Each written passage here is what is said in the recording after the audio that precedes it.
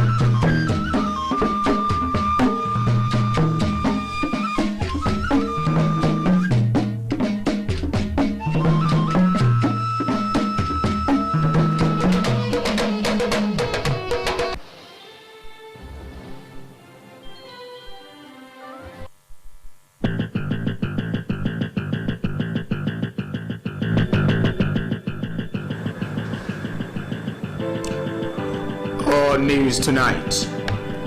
The Kano State government acknowledges support of indigenous Nigerians towards promoting peace, unity. Commissioner stresses need to promote prayers during Ramadan. Today is World Press Freedom Day.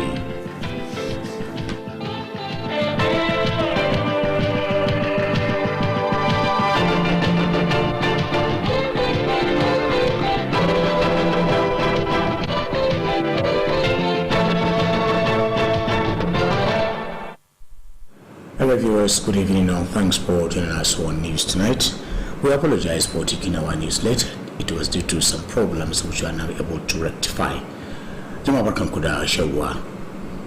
The Secretary to the Government of the State, Alhaji Mustafa Mohammed Inuwa, has expressed delight over the existing cordial relationship between the indigenous Nigerians residing in the state and the host community. Alhaji Mustafa Mohammed Inuwa made this statement when he received a delegation of the newly elected executive members of the Association of Indigenous Nigerians residing in Katsina State, led by the Senior Special Assistant to the Governor Aminu Bello Masari on Indigenous Nigerians Matters, Prince Uche Okonkwo and Malam Abubakar Waziri. Correspondent Mohammed Rabu Gape has details of the report.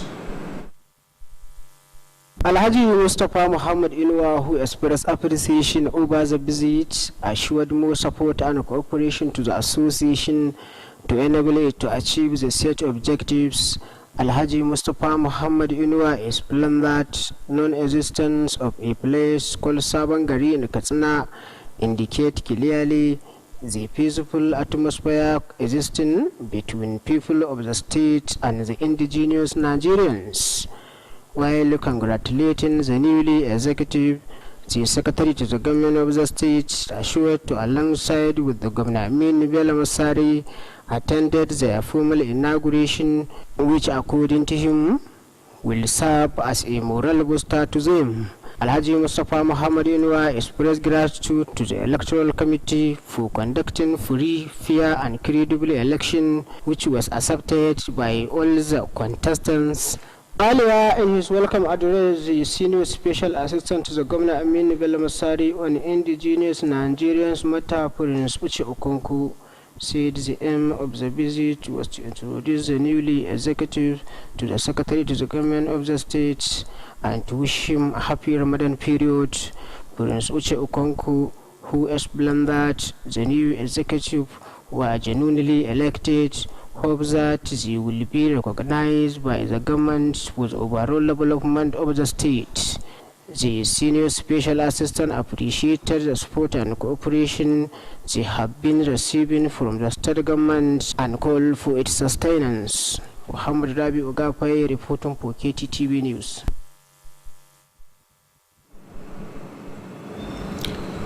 People in the state have been called upon to use the last 10 days of Ramadan in praying for Allah's intervention on the security threat facing some parts of the state and the nation as a whole. The Commissioner of Sport and Social Development, Alhaji Sani Aliyu Dallami, made the call during the distribution of foodstuff to some people displayed by armed bandits in Kankara and Faskari local government areas. Correspondent Ame Mukhtar Usman has more on the story. The displaced persons who are currently taking refuge at the houses of their relatives were displaced by the armed bandits as a result of daily attacks launched by the criminals. At Mabai town, about 5 communities are living at the residences of their relatives, while at Rongodia, about 4 communities displaced by the armed bandits are taking refuge at the town. Addressing the victims, the Sports and Social Development Commissioner, who is also the committee chairman on IDPs, Alhaji Sani Aliyu Dallami, sympathized with them over the problem. According to him, on hearing the problem, Governor Amin Bello Masari has sent the committee to identify their challenges with a view to finding areas on how best government could assist them during their stay at the residences of their relatives. Alhaji Sani Aliyu Dallami assured that government and security operatives are determined to ensure the return of normalcy across the state, while calling on them to make good use of the food items given to them. The Sports and Social Development Commissioner prayed to Allah to continue giving success to security operatives fighting armed banditry in the state. In their separate remarks, the village head of Mabai Ahmad Dabo and Alhaji Dan Inna Urongodia said the provision of the food items is a clear indication of Governor Masari's concern to the plight of people. A cross-section of the beneficiaries expressed gratitude to Governor Amin Bello Masari and the Sports Commissioner, Alhaji Sani Aliyu Dallami, for identifying with them. Ahmad Mukhtar Entaba, reporting for Kttv News. Wife of the Speaker, Kaduna State House of Assembly, Hajiya Jamila Taso Musa Megari, has distributed essential commodities to orphans and vulnerable women in Daura Emirates. Hajiya Jamila Taso Musa Megari distributed the commodities at Meadwa, Daura and Zango local government. Correspondent Suleiman Gambokoporbai has details. Presenting the commodities, the wife of the Speaker said it is part of the activities of her pet project, Orphans in Need Foundation, toward assisting orphans and needy members of society. Hajiya Jamila Tasu Megari explained that the gesture was meant to assist the beneficiaries at this time of Ramadan. She called for more prayers for leaders to succeed at all levels, as well as for peace and stability to reign in the state and the country at large. The wife of the speaker assured that Orphans in Need Foundation will continue to identify with issues of orphans and vulnerable members of society. In a remark, the state APC women leader, Hajia Sapia Daura, commended the wife of the speaker for the gesture and called on the beneficiaries to properly utilize the items given to them. Others who spoke include the representative of Zongo Local Government Head of Administration, Alhaji Rabi Ahmadu, Hajia Fatima Mustafa, among others, described the gesture as timely and called on others to emulate. The items distributed include rice, noodle, macaroni, sugar, and tea ingredients, among others. Suleiman Gambak Oparbai, Kttv News. A Katsina-based politician, Alhaji Aminu Balele Kurfi and Ariwa, has stressed the need for continued prayers of peace and stability to continue to reign in the state and the country as a whole. Alhaji Aminu Balele Kurfi started this during iftar organized for APC officials and other stakeholders in Kurfi local government area. Correspondent Shamsuddin Habibu completes the report. The iftar also features special prayer for peaceful coexistence in Katsina State and the country, as well as for Allah's guidance to leaders. Speaking at the occasion, Alhaji Aminu Balele Kurfi expressed appreciation about the leadership style of President Muhammadu Buhari and Governor Aminu Bello Masari towards ensuring sustainable development. Alhaji Aminu Balele Kurfi explained that the APC-led administration has introduced various programs aimed at improving the flight of the electorate and called on the party supporters to enter all the nooks and crannies of the area to sensitize the public on government policies and programs. The politician, who is also the former senior special assistant to Governor Aminu Bello Masari on sports, noted with satisfaction the effort being made by the state and federal governments to address the security challenges bedevailing the country. Alhaji Aminu Balele Kurfi assured to continue initiating more programs aimed at assisting the APC officials and other people of Kurfi local government and the state at large for more development. He also appreciated the support of the APC officials as well as the press being offered for him to succeed and called on them not to relent in canvassing for support of the electorate to the party. The APC chairman of Kurfi local government, Alhaji Ibrahim Kurfi, commended Alhaji Aminu Balele for carrying all the party officials along and assured to give him all the needed support in his future political career. Alhaji Ibrahim Kurfi noted with satisfaction the commitment of the Kurfi political elder, Alhaji Aminu Balele Kurfi, towards the development of the party and pray for him Allah's guidance and protection. A cross-section of the APC officials expressed appreciation to Alhaji Aminu Balele Kurfi for the iftar and the support to the progress of the party in Kurfi local government and Katsina State in general. They are sure to work closely with the APC elder and other stakeholders to ensure the success of the party at all times. Shamsuddin Habib, reporting for Kttv News. Today is World Press Freedom Day. The 3rd of May every year is set aside by the United Nations to commemorate the day world over. The title of the report we brought to you in our subsequent bulletin. In another development, the chairman Katsina State Council of the Nigeria Union of Journalists, NUJ, Comrade Tukur Hassan Ali, has commended Katsina State government for its friendly disposition towards journalists in the state. Comrade Tukur Ali made the commendation when chatting with the newsmen as part of the activities to mark the World Press Freedom Day. Comrade Tukur Hassan Ali acknowledged the support being given to journalists in the state, which enabled them to practice the profession in a free and conducive atmosphere. The NUJ chairman, who congratulated journalists for the level of press freedom being enjoyed in the state, urged them to continue to be law-abiding and to practice journalism in a way that will promote peace and development. Comrade Tukur Hassan Ali frowned at the ugly practice of some private proprietors that do not pay salaries to their employees. The NUJ chairman urged government, civil society, and the international community to continue to promote press freedom as a vital tool for the promotion of peace and democratic governance. Similarly, media organizations in the country have been called upon to look into the possibility of stopping engaging journalists on a casual basis.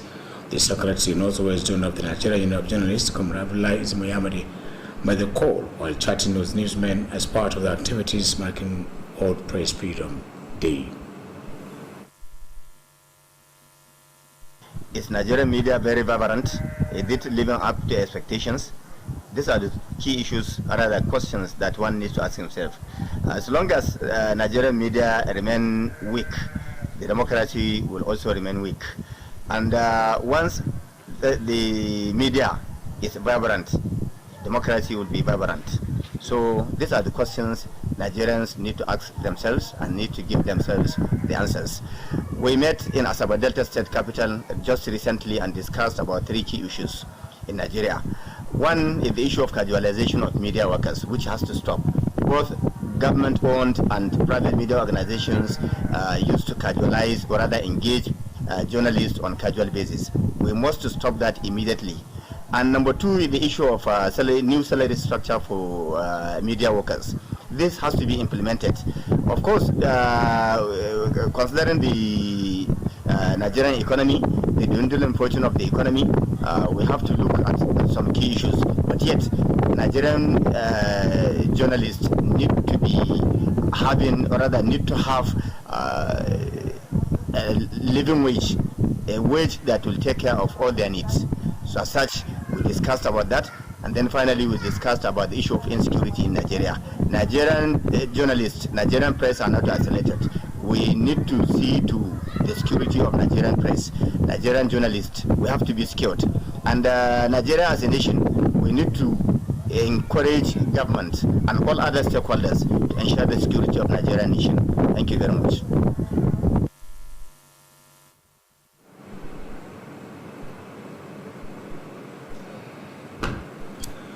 Kttv United Under-15 has reclaimed its second trophy in the 3rd edition of the Nigeria Professional Football League La Liga Youth League.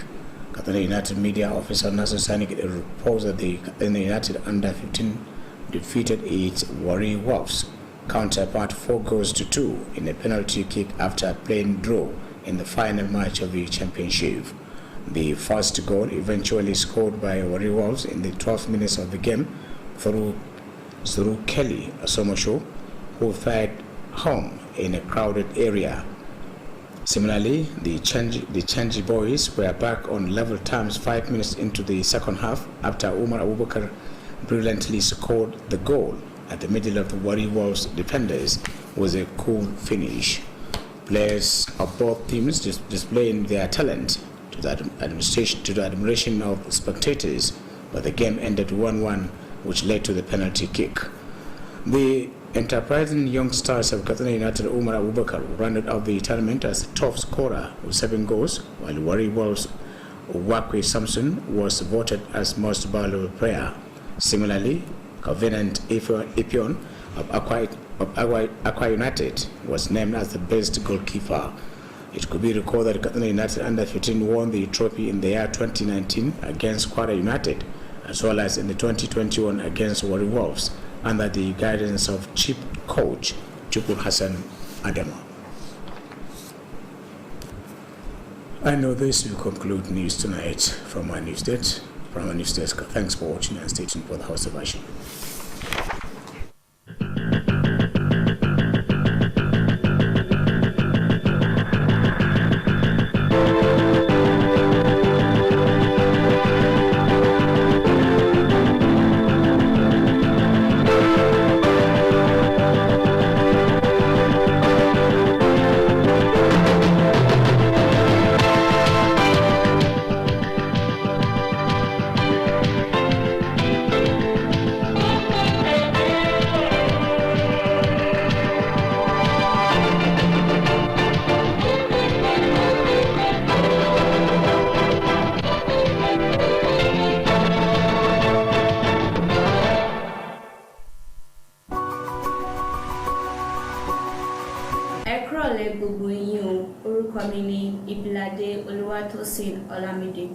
ọmọ iléèwé Maiduguri ni mí, Model 1 Katsina State.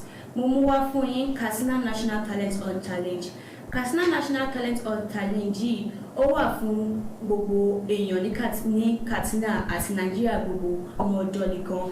Katsina National Talent Hub Challenge Governor wa Olómùwà o. Governor wa orúkọ ẹ̀dẹ̀ ni His Excellency the Governor of Katsina State RT Honourable Dr. Aminu Bello Masari.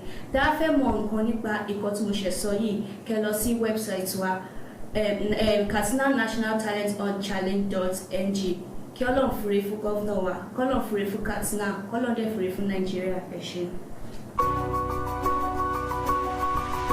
Kamfanin nan almusiki bencin zanje kwasar gara basa. Kamfanin da ya zarce dukkan sauragun sauki da albarka. Alamun ci gaba yakan fara ne daga ɗaukan matakan kwarai. Al-Music Ventures, kamfanin sauki da rangwame na Alhaji Musa Ibrahim Captain. Muna muku albishir da cewa mun tanadar muku da kayayyakin masarufi iri daban-daban don masu buƙatar saye kaɗan ko sari. Waɗanda suka hada da shinkafa irin tamu gida mai suna Jamila. Da ta kamfanin Aldosa muna da fulawa iri daban-daban, sukari na buhunna, gishiri saman bita, indomie, taliya da makaroni namu na gida. Al-Music Ventures na sayar da nau'in dunkulen magi kala-kala, madara da sauran kayan shayi, complex, biskit na kwali, lemunan sha na roba da na kwali, sabulan wanki da na wanka masu kamshi da kwantar da zuciya. Al-Music Ventures mun tanadar muku da wurin aje ababen hawa wadatacce gami da matakan tsaro na musamman. Al-Music Ventures na godiya ta musamman ga daukacin jama'a da suka zo wurin mu don sayan kaya da masu saida musu. Allah ya bar zumunci, amin. Kada ku manta, Al-Music Ventures muna nan a sabon wurin mu na aje kayayyaki wato waya house. Idan kun shawo bayan gidan man dan tukura, tsohuwar yan katako akan hanyar ku ta zuwa Kobran Dorowa. Al-Music Ventures muna maraba da kowa da kowa sai kun zo.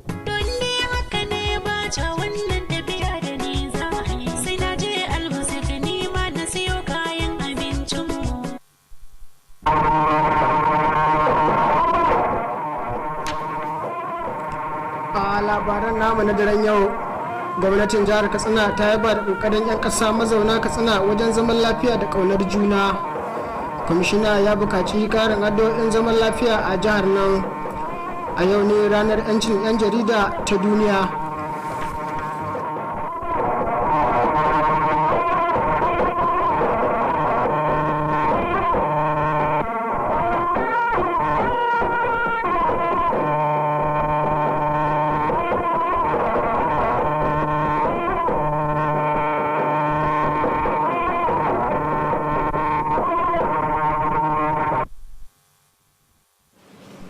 Jama'a masu kallon a daidai wannan lokaci barkamu da shan ruwa ga kuma fassara labarin a cikin harshen Hausa wanda ni Muhammad Rabi'u Gafai zan karanto. Sakataren gwamnatin jihar Katsina Alhaji Mustapha Muhammad Inuwa ya bayyana jin daɗin sa akan kyakkyawar alakar da ke tsakanin 'yan ƙasa mazauna Katsina da kuma al'ummar jihar nan. Alhaji Mustapha Muhammad Inuwa ya bayyana haka ne a lokacin da ya karbi sababbin shugabannin kungiyar ta 'yan ƙasa mazauna Katsina, wanda mai ba gwamnati shawara akan harkokin 'yan kasan mazauna Katsina Prince Uche Okonkwo ya jagoranta da takwaransa Malam Abubakar Waziri a wata ziyara da suka kawo masa. Ga kuma ci gaban rahoton. Alhaji Mustapha Muhammad Inuwa ya bayyana jin daɗin shi akan ziyarar, tare da shan alwashin ba da dukkanin goyon baya da haɗin kai ga ƙungiyar ta 'yan ƙasa mazauna Katsina domin cimma ƙudurin da aka sa a gaba. Alhaji Mustapha Muhammad Inuwa ya ƙara da cewa rashin ƙirƙiro sabon gari a Katsina ya biyo bayan kyakkyawar alaƙa da ke tsakanin 'yan ƙasar mazauna Katsina da kuma al'ummar jihar nan. Ya kuma ta yi zababbun shugabannin ƙungiyar murna, tare da shan alwashin cewa gwamna Aminu Bello Masari zai halarci taron ƙaddamar da su domin ƙara musu ƙaimi wajen sauke nauyin da ya rataya a kansu.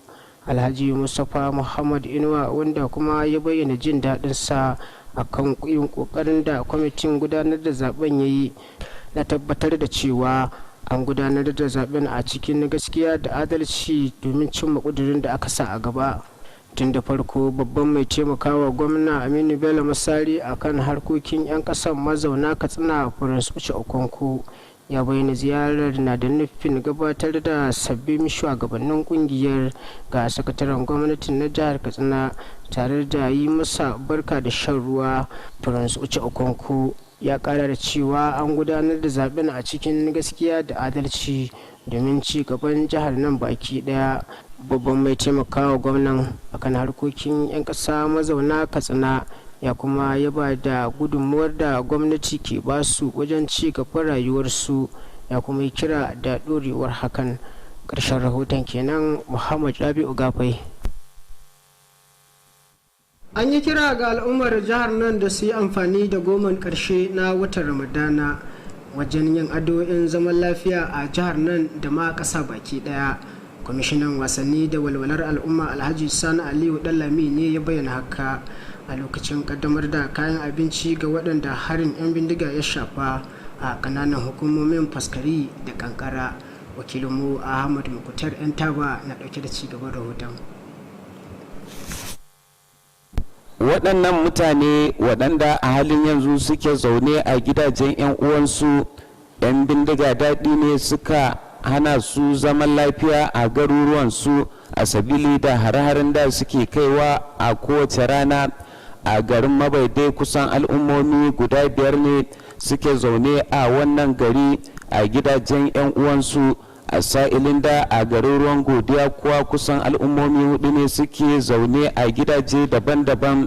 Da yake jawabi ga waɗannan al'umma, kwamishinan wasannin da kyautata jin daɗin jama'a wanda kuma shine shugaban kwamitin kula da 'yan gudun hijira Alhaji Sani Aliyu Dallami ya jajanta masu akan wannan matsala, kamar yadda ya bayyana a daidai lokacin da gwamna Aminu Bello Masari ya samu labarin afkuwar hakan.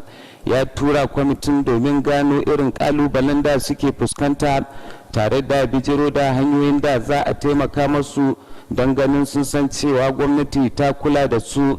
Alhaji Sani Aliyu Dallami ya sha alwashin cewa gwamnati da jami'an tsaro a shirye suke kuma suna bakin kokarinsu na ganin an tabbatar da zaman lafiya a jihar nan, a sa'ilin da yake yin kira a kan su kyakkyawan amfani da kayayyakin abincin da aka sama masu.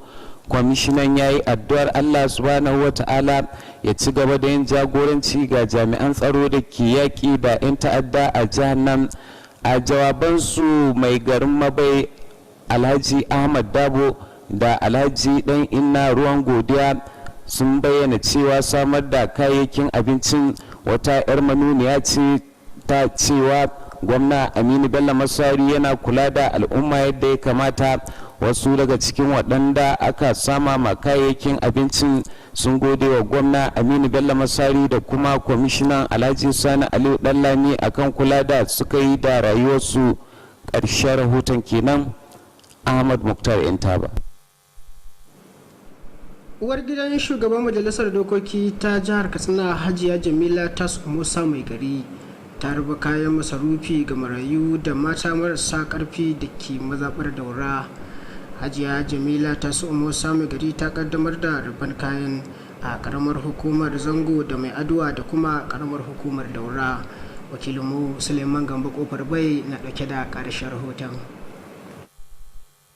Da take rarraba kayayyakin, uwar gidan shugaban majalisar dokokin ta ce wani bangare ne na ayyukan da kungiyarta ta tallafa marayu ke gudanarwa domin taimakawa marayu da masu karamin karfi a cikin al'umma. Hajiya Jamila Tasu Mai Gari ta bayyana cewa wannan karamci na da manufar tallafawa al'umma domin samu sauki a wannan wata na Ramadan. Daga nan sai ta kira na karin addu'o'i ga shugabanni domin su kara samun nasara a dukkanin matakai tare da dorewar zaman lafiya da lumana a jiha da kuma kasa baki daya. Uwar gidan shugaban majalisa ta bayar da tabbacin cewa gidauniyar ta tallafawa marayu za ta ci gaba da kulawa da batutuwan da suka shafi marayu da masu karamin karfi a cikin al'umma. A jawabin ta, shugaban mata ta jam'iyyar APC ta jiha Hajiya Safiya Daura ta yaba wa uwar gidan shugaban majalisar dangane da wannan karamci, sannan ta yi kira ga waɗanda suka amfana da su yi kyakkyawan amfani da kayayyakin da aka ba su. Sauran waɗanda suka maganta sun hada da wakilin shugaban mulki na karamar hukumar Zango Alhaji Rabe Amadu da Hajiya Fatima Mustapha Mai Addu'a da sauransu.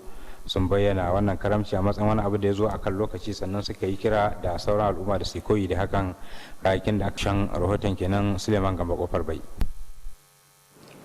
Wani dan siyasa a Katsina Alhaji Aminu Balela Kurfi dan Arewa ya buƙaci al'umma da su ci gaba da yin addu'o'in zaman lafiya a jihar nan da ma ƙasa baki ɗaya. Alhaji Aminu Balela Kurfi ya bayyana haka ne a lokacin wani taron buɗe baki da aka shirya ma shugabannin jam'iyyar apc da sauran masu ruwa da tsaki a karamar hukumar kurfi. Wakilinmu Shamsuddin Habib ya haɗa mana wannan rahoto.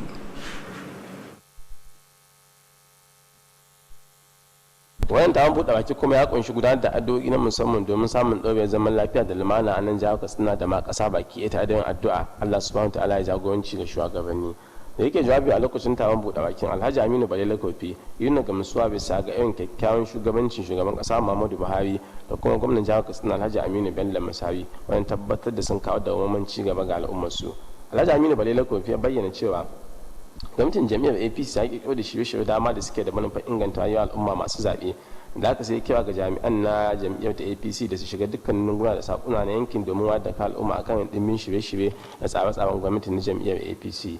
Wannan dan siyasa wanda kuma ya kasance shine tsohon mai taimaka ma gwamnan jihar katsina na musamman akan batun da suka shafi harkokin wasanni ya nuna gamsuwa bisa ga irin kokarin da gwamnatin jihar katsina da kuma gwamnatin tarayya suke na tabbatar da an magance matsalolin tsaro da suke addaba jihar katsina da ma ƙasa najeriya baki daya. Alhaji Aminu Balele Kofi ya ba da tabbacin ci gaba da kirkiro da shirye-shirye da ma da suke da manufar tallafa mai 'ya'yan jam'iyyar ta apc da sauran al'umma da karamar hukumar kofi da jihar katsina da ma ƙasa baki daya domin a ƙara samun ci gaba.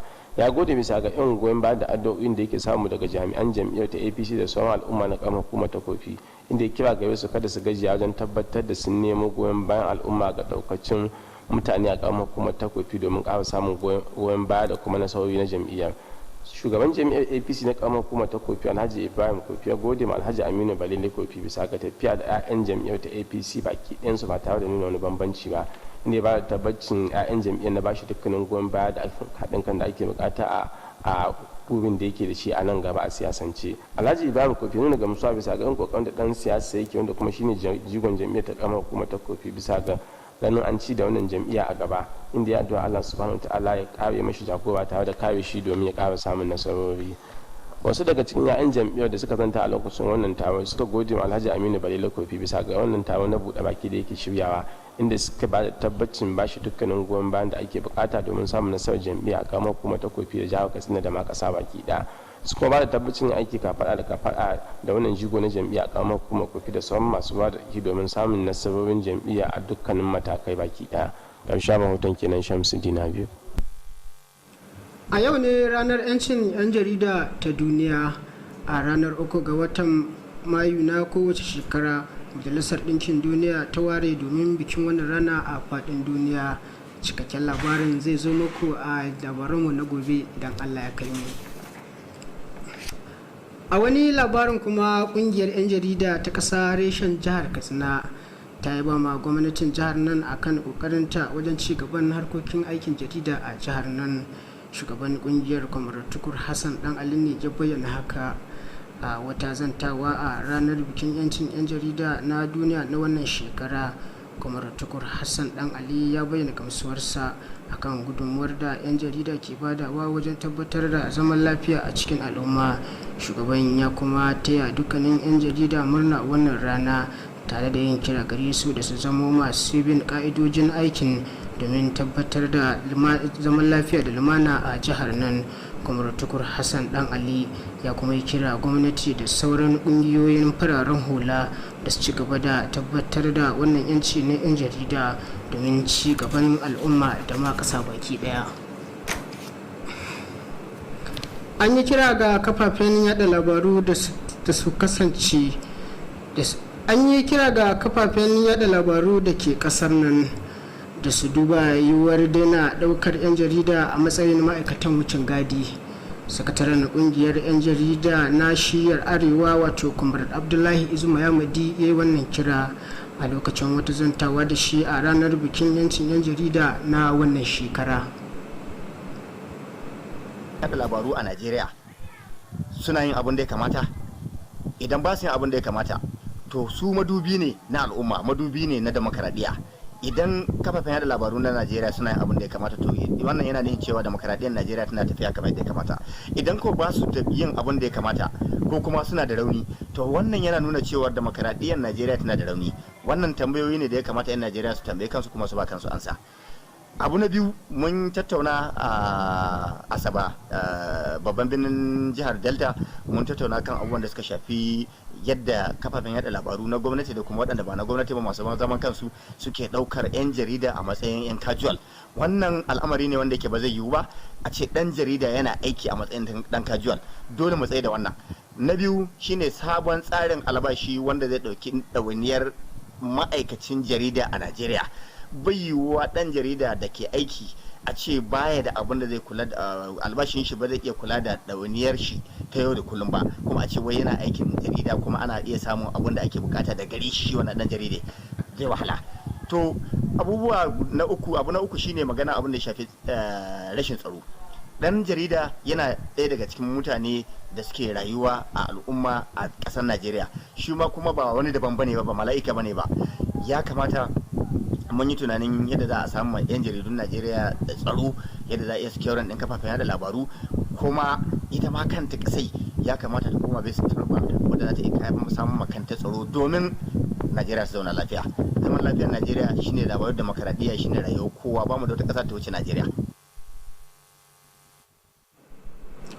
Ƙungiyar ƙwallon ƙafa ta Katsina United 'yan ƙasa da shekaru 15 sun sake lashe gasar cin kofin ƙwallon ƙafa na La Liga na wannan shekara.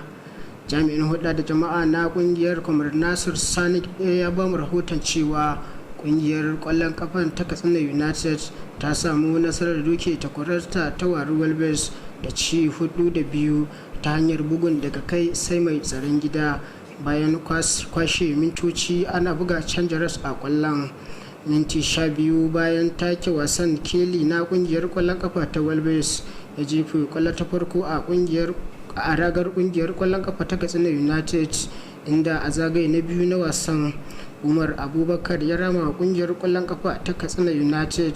A lokacin wasan 'yan wasan sun nuna bajintar su daga bangarorin daban-daban, dukkanin da haka sai da wasan ya kai su wasan bugun daga kai sai mai tsaron gida. Bayan samun da nasarar kungiyar kwallon kafa ta Katsina United ta yi, haka zalika Umar Abubakar shine dan wasan da ya fi kowa zura kwallaye a raga. Idan dai ba a manta ba, kungiyar kwallon kafa ta Katsina United ta samu nasarar lashe cin wannan kofi a shekarar 2019, haka zalika da 2020 a karkashin jagorancin mai horar da kungiyar Tukur Hassan Adamu.